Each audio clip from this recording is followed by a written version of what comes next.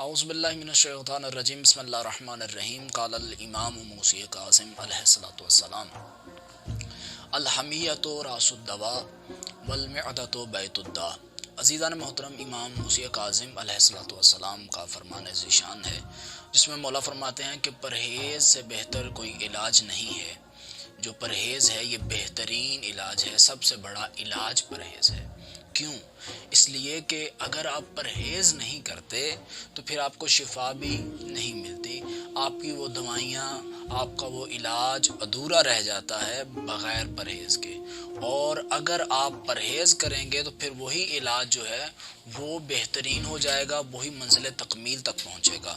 اور پھر امام نے فرمایا والمعدۃ بیت الداء، اور یہ جو آپ کا معدہ ہے، یہ معدہ بیماریوں کا گھر ہے، یہیں سے ہر بیماری جنم لیتی ہے۔ اسی لیے اگر آپ غور فرمائیں، جو بھی میڈیسن آپ کو دی جائے وہ میڈیسن آپ کی منہ کے ذریعے سے آپ کے شکم میں جاتی ہے، اور پھر وہاں سے جا کر جو جڑ ہوتی ہے بیماری کی، اس جڑ کو جا کے ٹھیک کرتی ہے۔ اور یہ اس چیز کی بہترین دلیل ہے۔ امام نے فرمایا کہ جو تمہارا معدہ ہے، یہ جو تمہارا اندر کا نظام ہے، سسٹم ہے، یہ سارے کا سارا جو ہے یہ بیماریوں کا گھر یہ ہے۔ اور اگر تم پرہیز کرنا چاہتے ہو تو پرہیز بہترین علاج ہے۔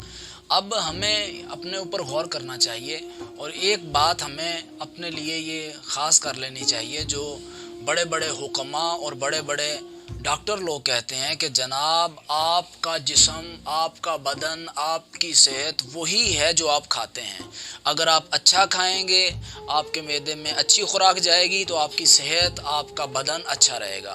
لیکن اگر آپ برا کھائیں گے، آپ وہ چیزیں کھائیں گے جن سے آپ کو منع کیا گیا ہے، جو آپ کے جسم کے ساتھ مطابقت نہیں رکھتی، جو آپ کے جسم کے لیے، آپ کے لیے نقصان دہ ہیں، تو پھر آپ جو ہے وہ بیماریوں میں مبتلا ہو جائیں گے۔